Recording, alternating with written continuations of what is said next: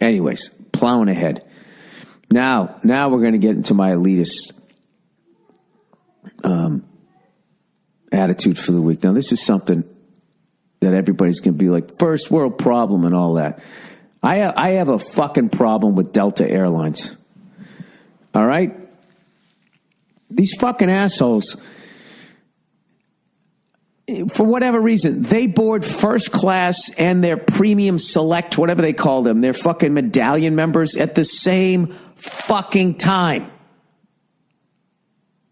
You know, all these widget salesmen that fly every fucking weekend. It's like, I spent 20 years in the back of the fucking plane with the stress of the back of the plane. Like, fuck, I need to line up an hour before the flight so I get on early enough so there's going to be a place for my fucking bag. And is this a DC-9? Is the engine right outside my window and a part's going to fly off into my fucking head? Am I next to the bathroom? I'm going to smell the piss and shit of the fucking working class. I spent 20 years in the back of that fucking plane, and they kept us back there. And we didn't get on until first class got on, and we were not allowed past that fucking curtain. That was their fucking bathroom. I did every goddamn hell gig. I had shit thrown at me. I got booed. I got fucked out of money, and I moved up the rows. I got up to the exit row. I got all the way up there. Now I can finally afford to sit up front, right? And I don't give a fuck that they're like anybody with a limp or a yeast infection, anybody active military, even if you never saw action, even if all you do is counter grenades rather than fucking throw them, you can get on first. I don't give a fuck. You got a stroller and a kid, you're old and in a wheelchair. I don't have a fucking problem with that. These fucking assholes, they take all their frequent flyers, and then these fucking cunts, all right, they line up like a half hour before. So I'm like, where's the first class line? They go, it's right here. I look back, I'm like 40th in fucking line. And now I got the anxiety again. That is not first class. First class is you walk on without a fucking care in the world. That's what I paid for. I walk on without a care in the world, and you pretend that I'm better than the people behind me. That is what I'm paying for, and that is not the experience you get on Delta Airlines. All of these fucking people just fucking... Why can't you just board first class and 2 seconds later have those fucking premium cunts? They line up like a half hour before. Now I got to stand up. I don't even use frequent flyers. I pay full price for the fucking ticket because I can't figure out how to do the fucking... I don't even want to figure it. I want to figure out, you know, how many fucking miles I have with you assholes. What is the ticket price? Here you go. The way a guy shops. I'm not waiting for the sale. I need pants. Those are pants. What are they? Here this is. Give them to me. So I fucking get on the plane, and I get on the plane, and all the first class fucking bins are taken. And I see one that's like fucking 2 rows behind me. And I feel that fucking anxiety. That fucking anxiety that gave me the drive to get up to the front of the fucking plane. And then I'm sitting there, right? I finally fucking sit down and all of this shit, right? And I know you guys are like, Bill, quit your fucking whining. Fuck you is what I say. I'll say it again. Fuck you. All right? Don't call it fucking first class, and don't charge me for first. I want a first class experience. You know? So many people sit in the back of the plane. Let's say you went on Wheel of Fortune and you solved a fucking puzzle. All right? And they said that they were going to give you first class accommodations in Laughlin, Nevada. All right? Well, if you came walking into the hotel and you didn't get to go to VIP check-in, you still just stand in line with all these flip-flop wearing fucking overeating jackasses. Is that the first class experience? You know what I mean?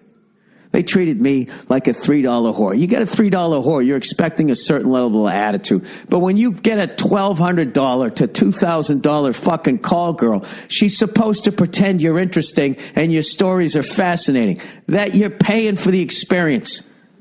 I'm just letting you know that experience does not exist on Delta Airlines. You're going to get on the fucking plane with the first class seat that you fucking paid for with 40 other fucking people in front of you with their neck braces and they're fucking got all this accoutrements they need because those poor bastards are still sitting in the back of the plane. Well, I paid good money. I paid good goddamn money for the fantasy that I am above those people. And I did not get that. And I hope Mr. and Mrs. Delta Airlines hear this fucking thing. And I hope they try to come at me with some sort of voucher, some sort of gift certificate for a brownie sundae the next time I go back to the Atlanta Jackson fucking airport. This is the thing. All this fucking waving in my arms, they're not going to fucking change it. They're not going to change it. And I'm still going to fly their fucking airline when I have to. Because I don't have any. I'm basically an American Airlines guy, you know. And American Airlines, when you fly first class, you get on with the first class people. You sit down, you're fucking fine.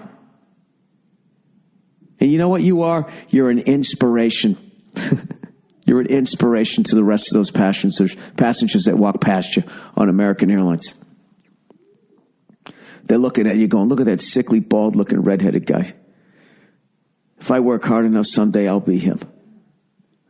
Getting on the plane without a care in the fucking world. You fly Delta Airlines, you're getting on with those same fucking people, you know? Those people that are so fat, they got the crease in the back, like a toddler. You know, toddlers have those cute rolls of fat, you know what I mean? There's a certain level of fat that you get to. You should literally have your arms up, you know, the way a little baby walks. Why am I attacking fat people? You know what? I've traveled... I don't even know how many fucking miles I traveled, but let's put it this way. When I saw that George Clooney movie where he was trying to get 1,000,000 miles, I wasn't impressed. All right? What that man was doing was pedestrian. Oh, and then you met the woman, you found out later she was married. Welcome to the fucking road, buddy. Am I supposed to feel bad for you with your full head of beautiful salt and pepper fucking hair? Hang on a sec. Huh? Your villa in fucking... Italy. Am I stalking him? All right, I want his life. Anyways, I just don't like that Delta has put me in the position to expose myself for the elitist cunt that I am. All right?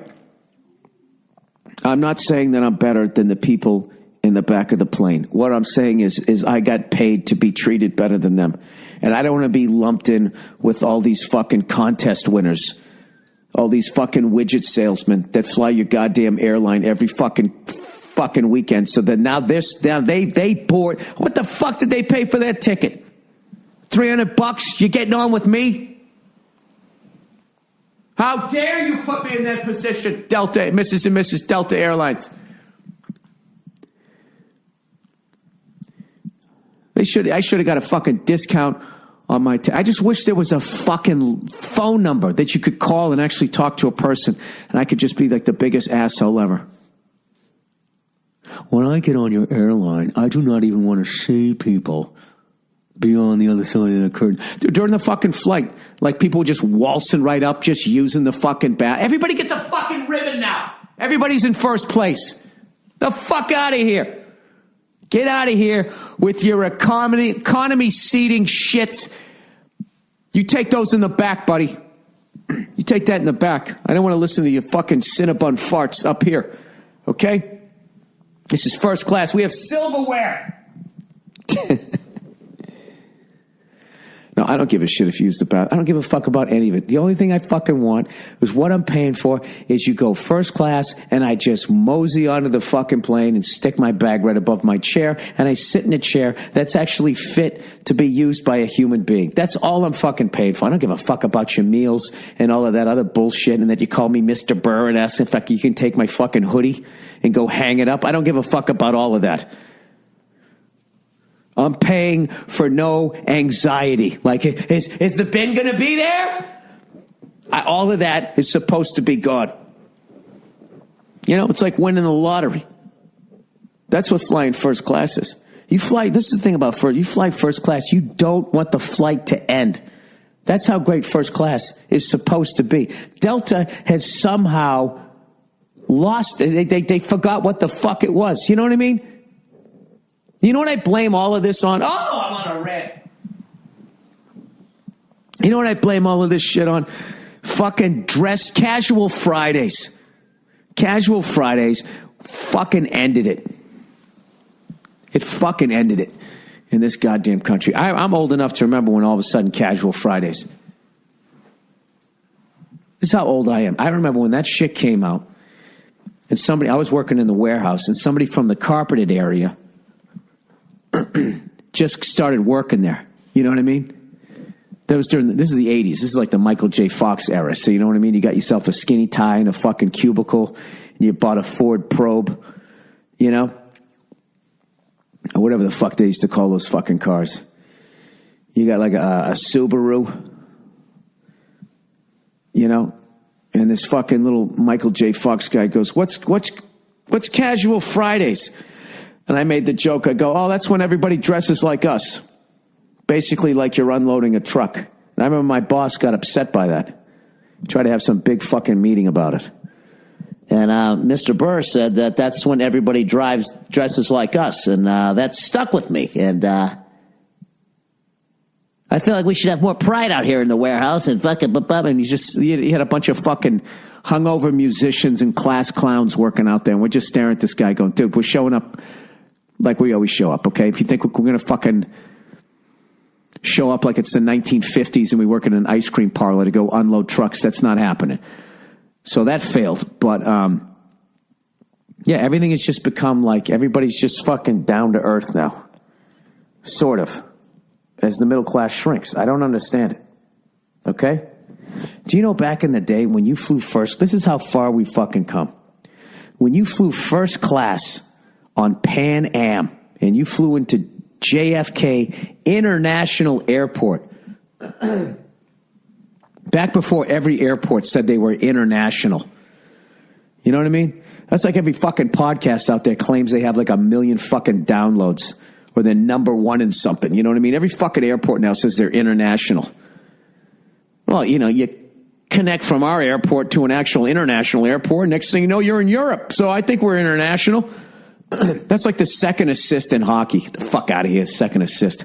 You knew that fucking guy was going to pass it to the other guy? You get a point too? Fuck, my train of thought. What was my point? Oh, back in the day, the MetLife building in New York, right above Grand Central Station, used to be the Pan Am building. Well, back in the day, when you flew first class in Pan Am, you landed at JFK. You got off that fucking plane from up top where there was a guy playing a goddamn piano. Okay? You're up there. The summer wind came blowing in. Won't you suck my dick, right? This is another thing, too. People go, well, what happened to all the good-looking stewardesses and all that? Oh, because there's no money. They deregulated the whole fucking thing, and then every fucking jerk-off with flip-flops could use the first-class bathroom, and then all those good-looking women are like, well, there's nobody to gold dig on this thing. I'm fucking out of here. That's what happened. Okay? You take the money goes out the window, so does all the beautiful women. It's like a vacuum. They get sucked right the fuck out. Now everybody on the flight looks like fucking Alice from the Brady Bunch. Oh, God. Ugh. Drinking this fucking cold and flu herbal shot. Oh, God. It's got to be the dandelions or some shit. Oh, my God, that's bitter. Anyways, I was sweating I'm going to finish this fucking story. When you flew first class on Pan Am to JFK International Airport, when you got off that fucking plane, you didn't go into the airport with those animals. Those people on the outside of the curtain. You didn't. You got off that fucking thing, and they walked you over to a fucking helicopter.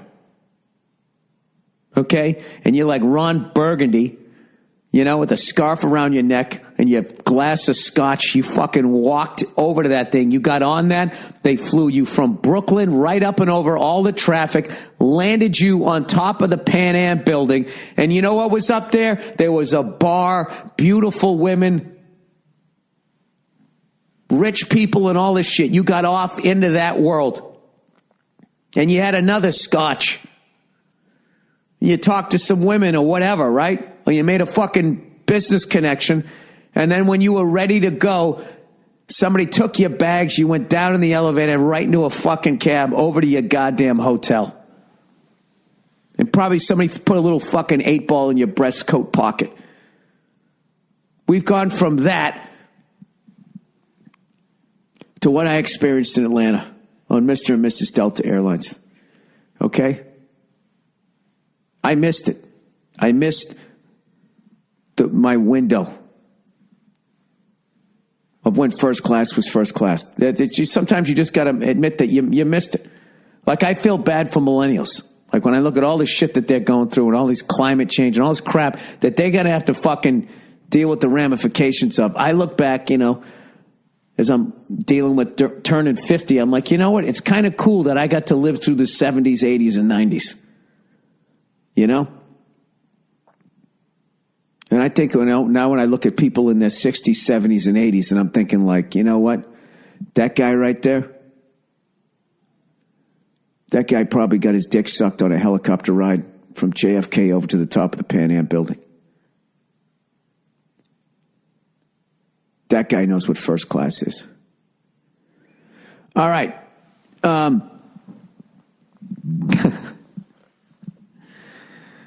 I don't want to hear it. I don't want to hear it from the people in the back of the plane. What a spoiled brat I am. I don't give a fuck. I am so beyond you that I won't even read your emails. I can tell by the font that you sit in the back of the plane where you belong. No, I'm kidding. I'm just saying, you know what I mean? What the fuck? Can I just get on the fucking plane? All I'm asking for. I don't need a helicopter ride. I don't need a fucking hand job. Can I just get on the fucking plane in a relaxed manner and just put my bag up there? That's what the fuck I paid for. Okay? And then you can come to me and be like, do you want the eggs or the oatmeal? Can I get the eggs? I'm sorry, we're all out of eggs. That happens in first class. What do you mean you're out of eggs? It's first class. Sorry, my voice is cracking. It's first fucking class. You should still have them. Hang on a second. Let me take another shot of fucking dandelion root. Oh, woo. Oh, I'm starting to like that. Reminds me when I did landscaping for fucking one summer.